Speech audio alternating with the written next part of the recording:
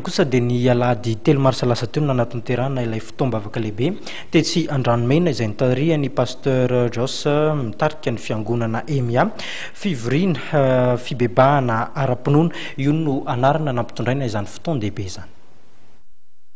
Fivoriana fibebahana sy ara-paminaniana no anarana nampitondraina ny fotoan-dehibe no karakarain'ny fiangonana EMIA ny alahady 3 volana martsa lasa teo tetsy Andranomena.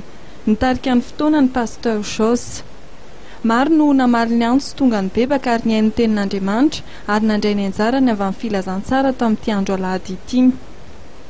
Maro koa ireo niaiky ny fahotany sy nanapa-kevitra andran'i Jesosy Kristy ho tompo sy mpamonjy ny fiainany manokana. Ny entana tanteraka ny fanahin'ny olona sy ny fanantenana noho ny tenin'Andriamanitra izay nitoriana sy ny tenim-pinoana narahina faminaniana.